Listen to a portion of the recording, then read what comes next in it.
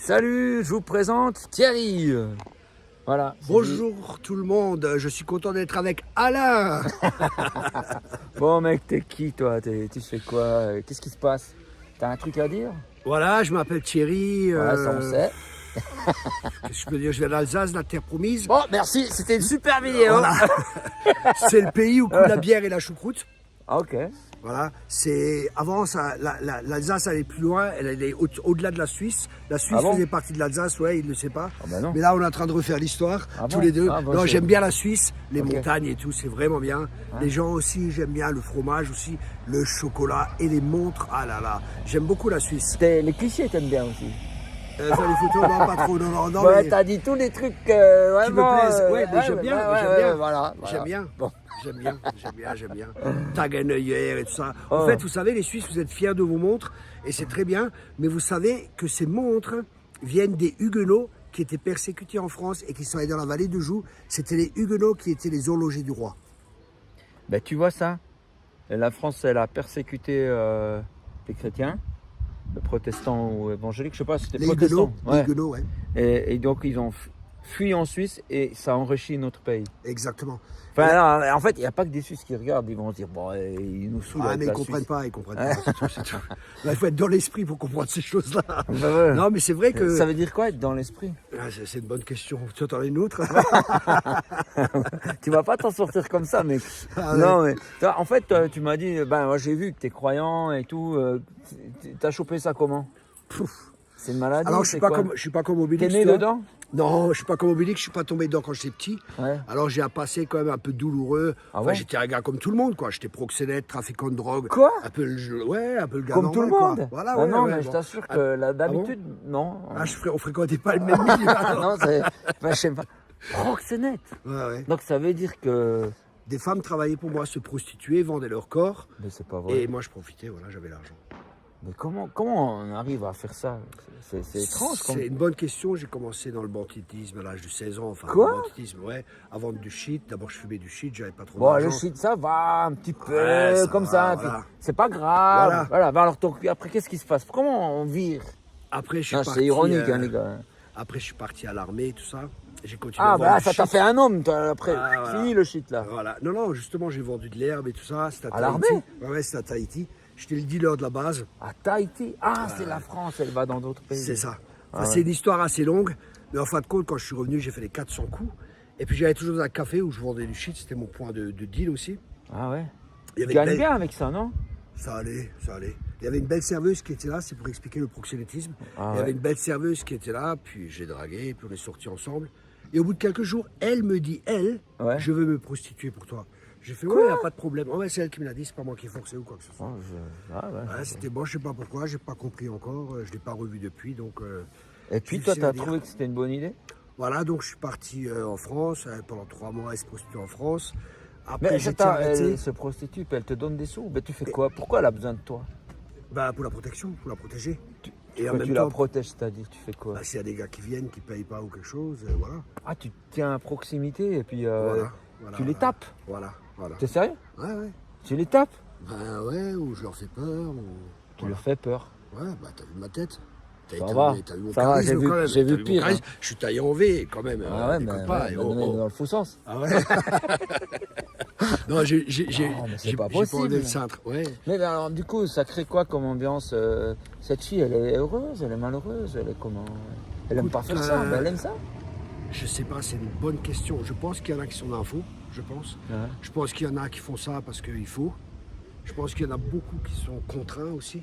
Mais je pense qu'il y en a qui sont nymphomanes, quoi. Simplement, quoi. Mais alors, cette fille, il y en a eu d'autres qui sont venus après ou... Ouais, il y en avait d'autres. Mais bon, ça n'avait pas tenu pour différentes raisons. Il y en avait une, elle avait balancé un copain à moi. Balancé? Ouais, elle a dit à la police que c'était son proxénète et ci et ça. Ah, Donc là, ça n'a pas parce que tenu. c'est interdit d'être proxénète aussi? En France, ouais, en Allemagne, non. En Allemagne, c'est Non. pas. C'est pas. C'est encouragé en Allemagne. C'est interdit, ouais, pas Ouais, vraiment. ouais. Mais c'est interdit entre parenthèses. Mais on n'est que reconnu proxénète quand on force une personne et que la personne porte plainte.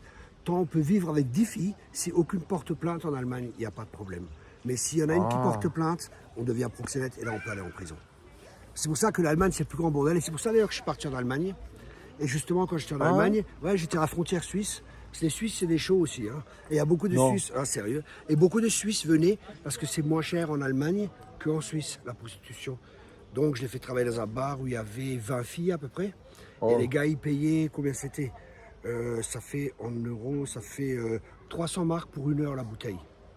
Ouais, ils payent une bouteille, mais en réalité, ils peuvent coucher Ils avec la payent une fille. bouteille et alors ils vont dans une chambre 300 avec une marques, fille. c'est quoi? C'est Non, 300 300 euros. Ça fait 300 600 euros. 300 euros, ça faisait 600 marques. Oh, pardon, ouais. Ouais. Oh, Pour 1 heure. Pour 1 heure, ouais. Alors les gars, Oh, ils mais payaient t'es et la devenu fille, riche, là. la fille recevait la moitié et le patron du bar la moitié.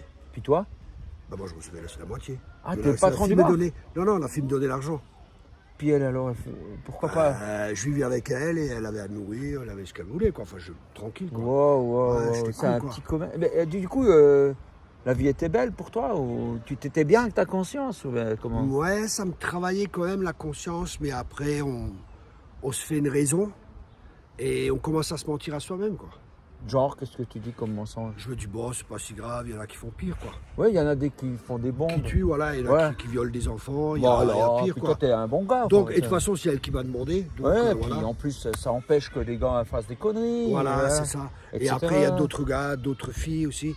J'en avais une pendant 3 jours, une autre comme ça, c'est pendant qu'ils travaillaient pour moi, et voilà. Mais Mais c'était, Oui, ça a continué longtemps comme ça. Mais t'as fait quoi après? bah, la police m'a arrêté une fois, une fois entre-temps, Mais J'ai j'étais cru que c'était permis.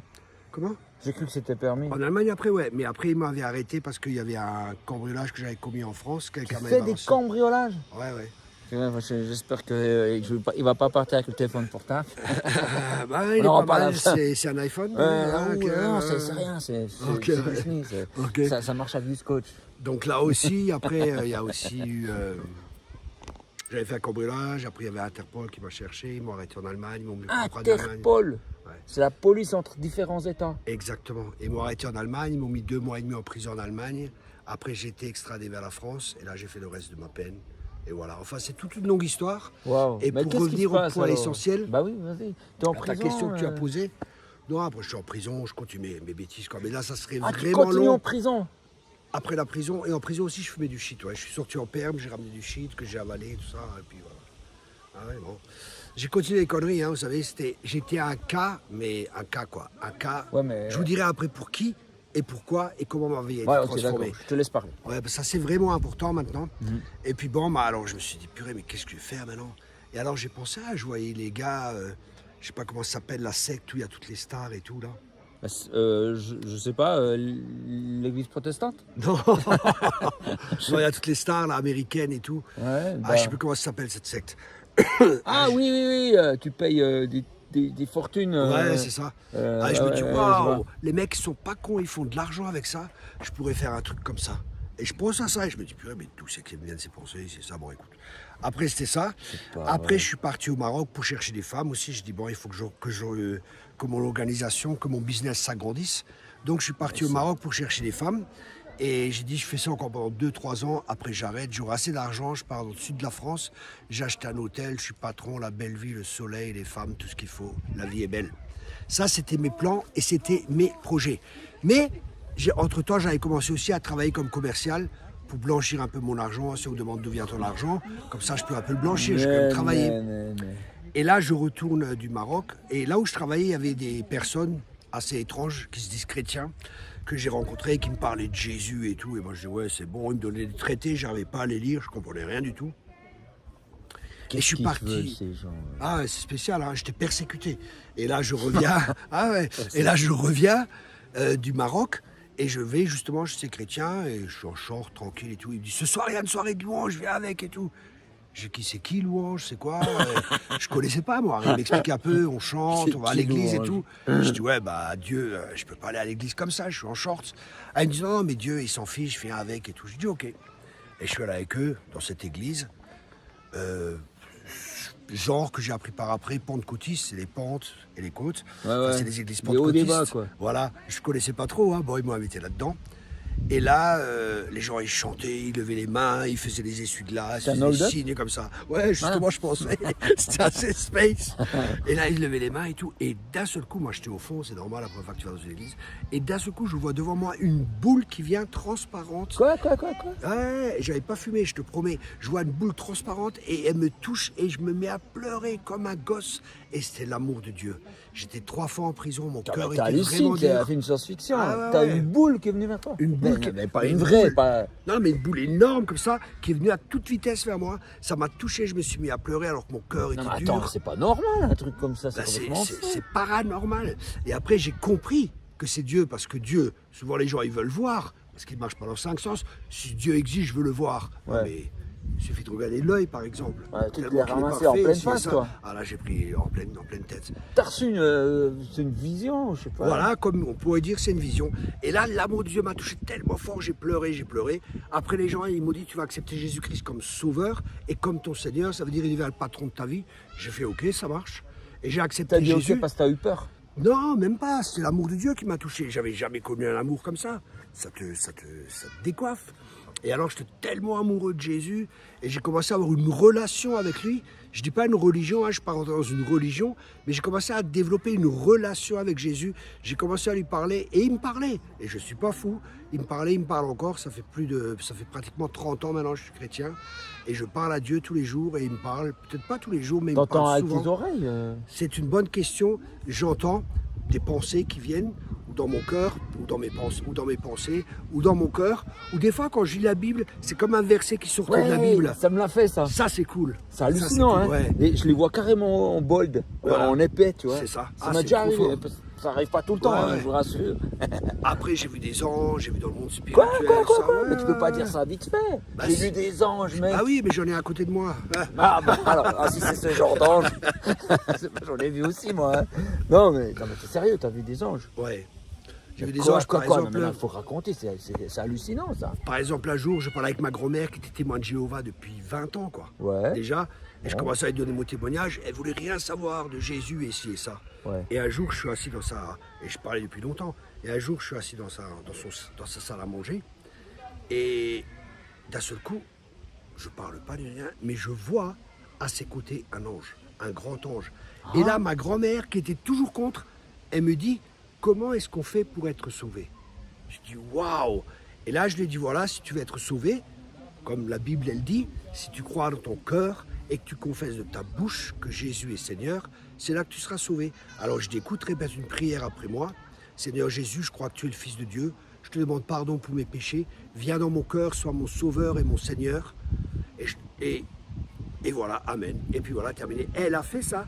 Ça avait été changé, ça avait été transformé. Elle a vu l'ange ou bien? Non, elle n'a pas vu. Moi, je l'ai C'est vu. toi, tu le. Je l'ai vu, l'ange, t'as comme une je te sorte- vois. Comme si depuis que tu as reçu cette boule de feu là, c'est comme si tu pouvais voir certaines choses Dans le monde spirituel. qui existent mais qu'on peut pas voir avec les 5 Exactement. sens. Exactement. Ok.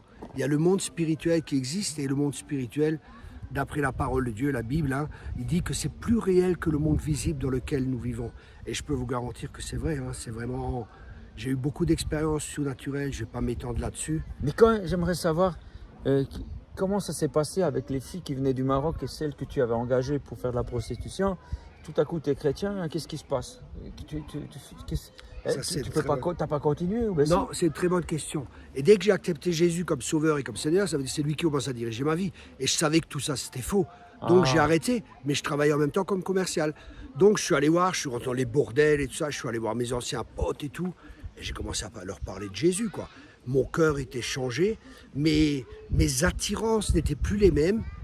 Mes attirances étaient, j'étais vraiment attiré par Dieu. Ma disposition, mon cœur a vraiment été transformé.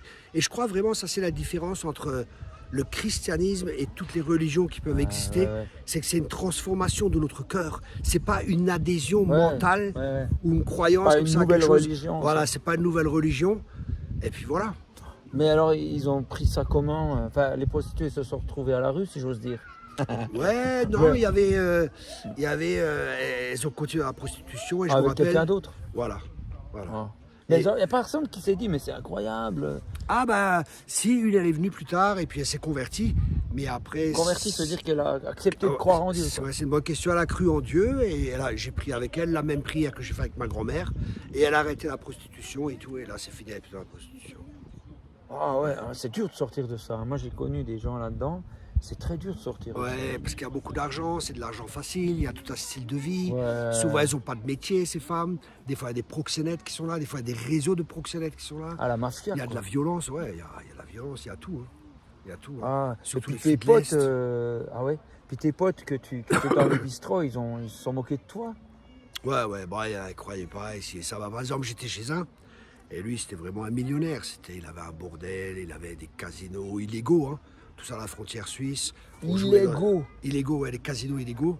Donc on louait des endroits, des gens venaient, il laissait 10, 20 000 des personnes, il laissait beaucoup d'argent.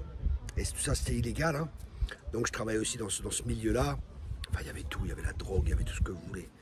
Et j'étais impliqué dans... hallucinant. Ouais, j'étais mais tu parles de la France, là. De l'Allemagne. C'était en Allemagne. Ouais, en France aussi, j'ai fait les 400 coups pareil, quoi. Alors, en Suisse aussi, c'est pareil, hein. C'est partout pareil, hein. En Suisse, il y a les Hells Angels, par exemple. Il y a beaucoup, hein.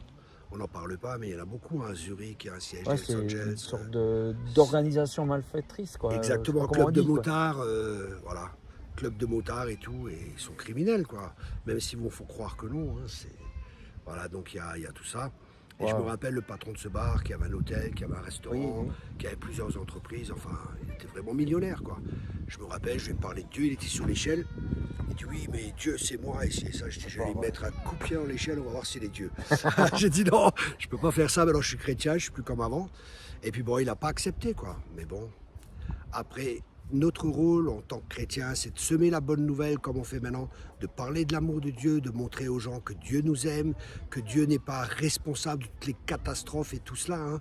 Parce que souvent on dit oui, si Dieu existait, mais croyez-moi que Dieu existe, mais croyez-moi aussi que le diable existe. Par exemple, je fais beaucoup d'exorcismes. Hein. Tu fais de l'exorcisme? Ouais, ça veut dire... Comment ça se passe? Je prie pour des gens, dans le nom de Jésus, je chasse les démons. Tu les vois? Des fois, je vois des esprits. Comme disent les musulmans aussi, hein, les musulmans ils croient aussi à ça, aux djinns. Donc si vous êtes musulman, vous savez très bien de quoi je parle. Hein. C'est les djinns et tout ça. Et il y a des gens, Dieu existe, mais le diable existe. Et il y a des lois spirituelles.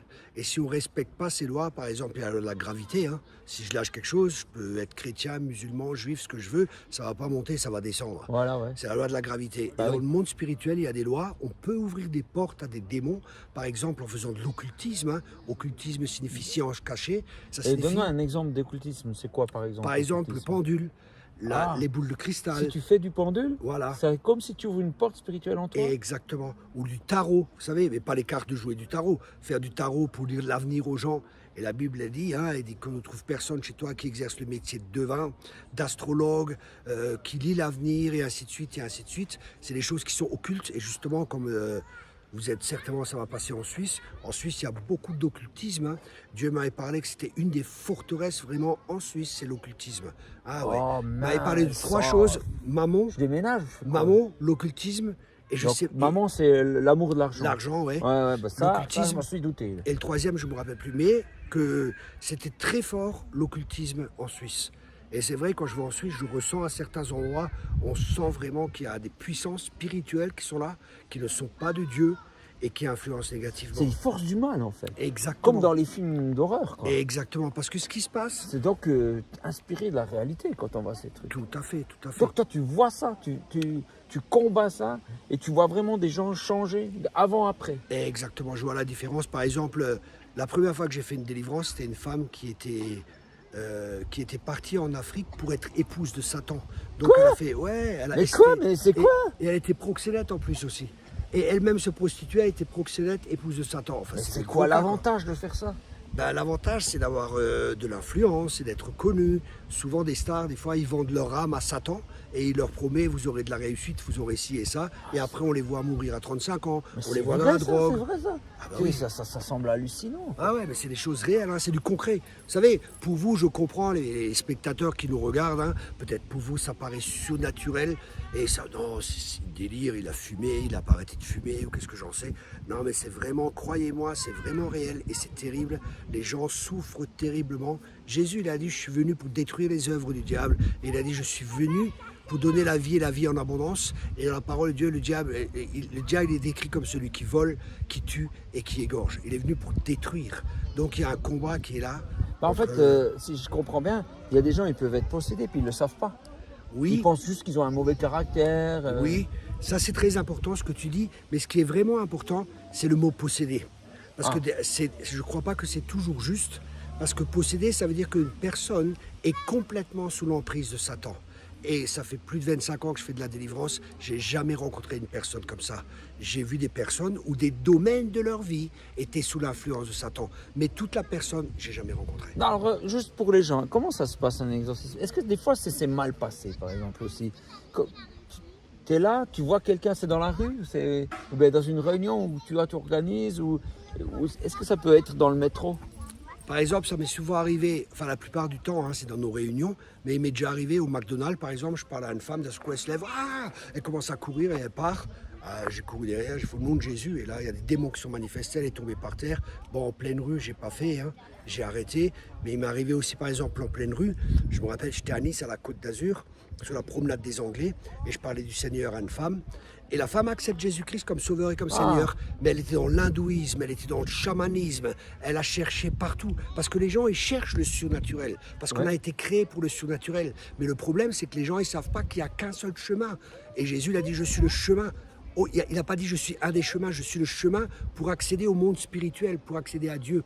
Et les gens, comme ils ne savent pas, ils cherchent parce qu'il y a une fin en eux. Donc ils cherchent dans l'occultisme, ils cherchent partout parce qu'ils veulent vivre des choses surnaturelles, parce qu'on a été créé pour ça. Et là, cette femme, elle a essayé tout. Et là, elle accepte Jésus-Christ. Et après, je commence à prier pour elle. Et là, j'avais un sachet en plastique, elle a mis la tête dedans. Et j'ai fait ça, sort au nom de Jésus, et elle commençait à rendre. Elle a mis la tête dans un sachet en plastique. Ouais, parce qu'elle n'arrêtait pas de vomir. Elle n'arrêtait pas de vomir. Ah bon? Pour pas vomir par terre. C'est pas pour pas respirer, c'est pour vomir. Ouais. Elle vomissait. Elle vomissait. Pendant que tu pries pour elle. Pendant que je priais pour elle. Bah, y a des gens, par exemple, je me rappelle, quand je priais. Pourquoi elle vomit? Je veux dire, quand elle vomit, il y a quelque chose de spirituel qui sort aussi. Exactement, c'est des démons qui la quittaient.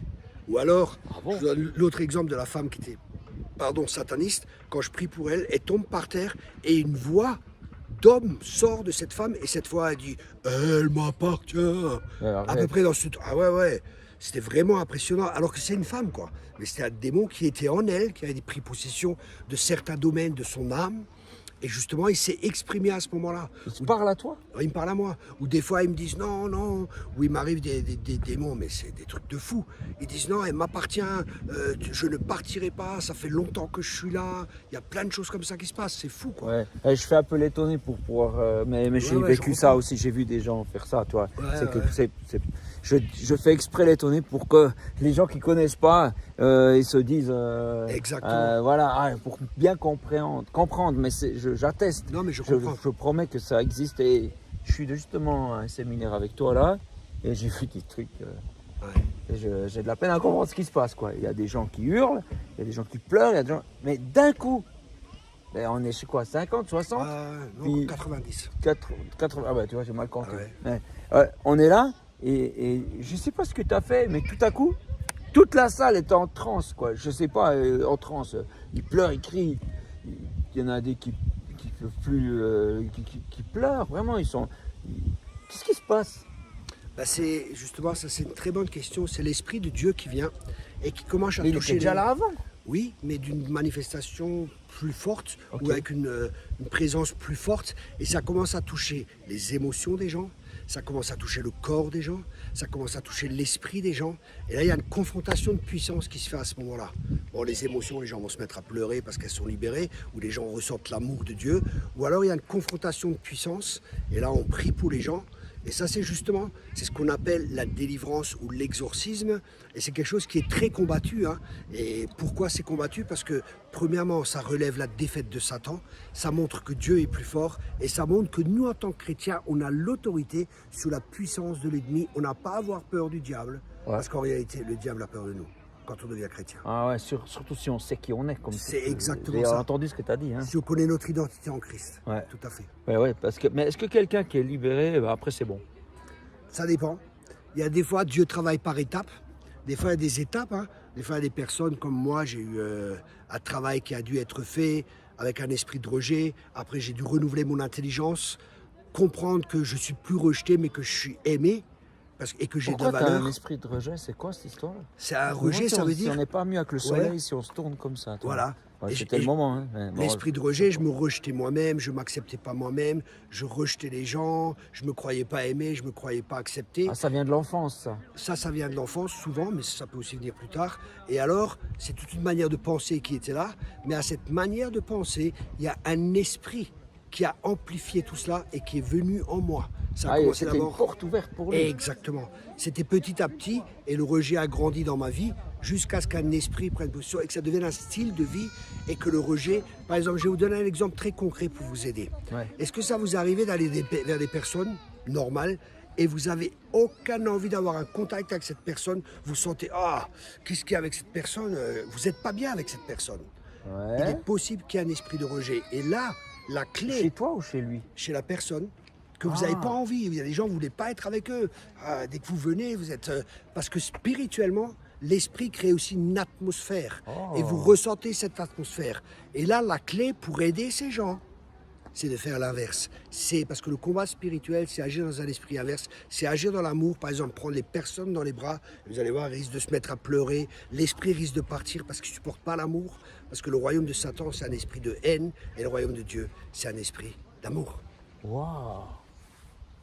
Waouh! Eh ben, dis donc, je pense qu'il y a des gens, ils font une sacrée plongée, même des croyants, ils font une sacrée plongée dans un... Ah, ça existe, quoi! Dans un truc comme ça. Ouais. Waouh, waouh, waouh.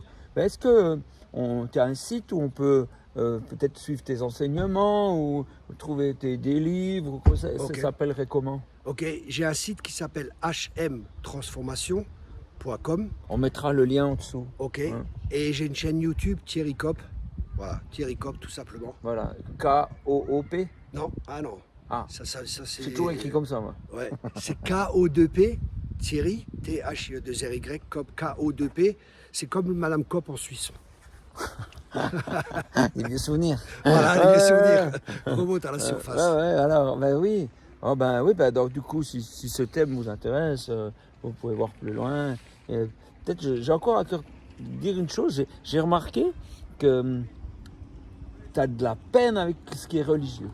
Enfin, tu vois, tu parles souvent d'esprit de religion. Puis je me dis, mais comment ça pourrait être un esprit? Parce que la religion, normalement, pour les gens, c'est Dieu, tu vois. Mais comment il pourrait y avoir un esprit de religion alors que la religion, c'est pour servir Dieu? Alors, qu'est-ce que ça veut dire? Ok, j'appellerais ça plutôt un esprit de religiosité.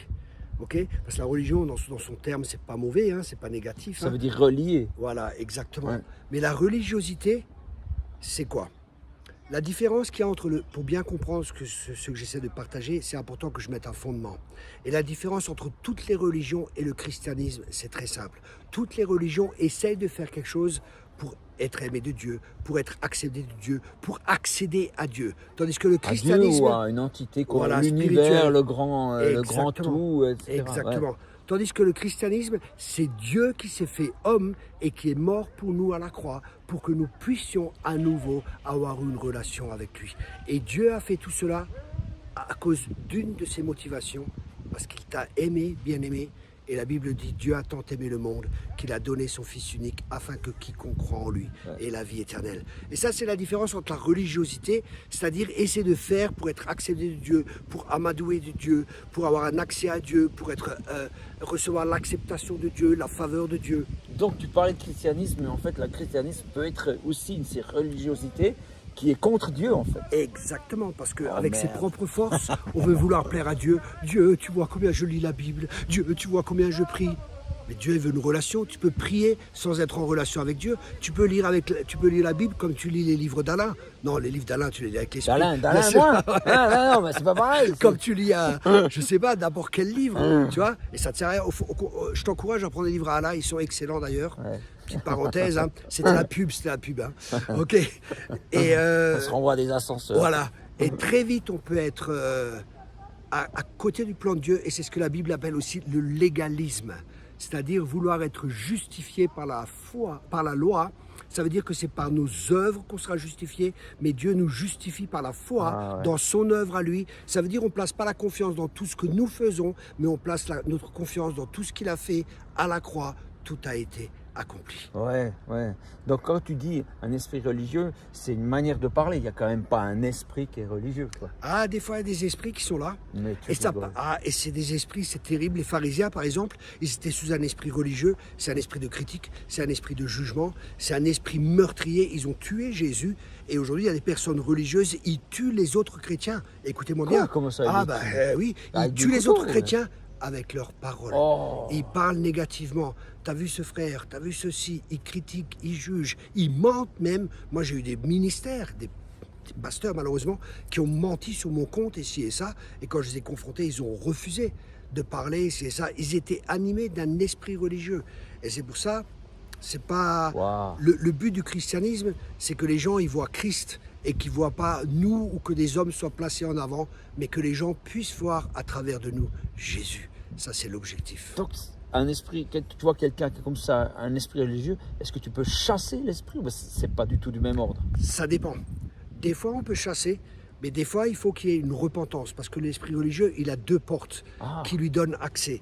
Une porte, c'est la peur de ne pas être accepté de Dieu, la peur de ne pas faire assez, la peur de ne pas être aimé de Dieu. Et la deuxième porte, c'est l'orgueil, c'est de croire qu'on arrive par nos propres forces et par nos propres capacités à amadouer Dieu, à être accepté par Dieu, à faire des choses qui vont satisfaire Dieu. Et c'est pour ça que toutes les religions, il y en a qui se tournent 5 fois dans une direction, il y en a qui se flagellent, il y en a qui se jettent dans telle eau, il y en a qui font ça. Et c'est toujours l'homme qui fait pour être accepté de Dieu.